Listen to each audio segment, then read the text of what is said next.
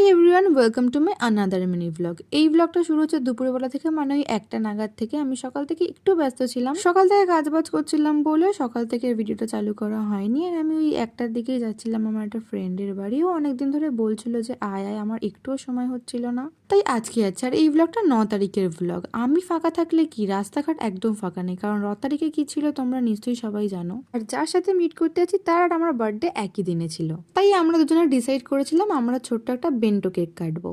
আর যার কাছে বেন্টো কেকের অর্ডার দিয়েছিলাম সেও আমাদের ওল্ড স্কুল ফ্রেন্ড ছিল, মানে আমরা তিনজনে একই ক্লাসমেট ছিলাম। আর সেই দিনকে এতটাই গরম ছিল, আমরা বলাবলি করছিলাম মনে হয় কেকটা গলে গেছে। আর রাস্তায় দাঁড় করে রেখেছে, কে আসছে জানি না, কাউকে তো দেখতেই পাচ্ছি না, শুধু গাড়িই চলে যাচ্ছে। তারপর একটু মিয়ামরে গেছিলাম। আর তোমরা দেখো কেকটা কি কিউট হয়েছে, কি প্রিটি, আমি কি বলবো, যতবার বলবো তত কম, হেভি সুন্দর কেকটা, আমার খুব পছন্দ হয়েছে। তারপরে আমরা কেকটা কেটে নিয়েছিলাম আর হাসাহাসি করছিলাম। এই কেকটা ছিল বাটারস্কচ ফ্লেভারের, খেতে যেমনি সুন্দর, দেখতেও তেমনি সুন্দর, হেভি খেতে, আমার খুব পছন্দ হয়েছে। আর আমি এদের বাড়ি আসলেই প্রত্যেকটা বার বৃষ্টি হয়, এইবারেও সেমই হয়েছে। আর এই পেস্ট্রিটা আমি খাবো না, কিন্তু ও শুনবে না, আমাকে জোর করে খাচ্ছে। তারপরে আমি আর একটু বাইরে বেরিয়েছিলাম, হুট করে দেখি বাইরে বৃষ্টি নেমে গেছে, এত ঝমঝমিয়ে বৃষ্টি হচ্ছিল কি বলবো। আর আমি ওকে বলছি দেরি হয়ে যাচ্ছে, আমি বাড়ি যাব, আমাকে হারগিয়ে সোজা যেতে দেবে না। এই মোগলাই খাইয়েই আমাকে বাড়ি পাঠিয়েছে। তারপরে আমি বাড়ি চলে এসেছিলাম। আর এসেই মা সন্ধ্যেবেলার টিফিন চিকেন পকোড়া করেছিল, কিন্তু আমার পেটে একটু জায়গা ছিল না, তাই আমি রাতে এইটাই ডিনার করেছিলাম। That's it for today, thanks for watching.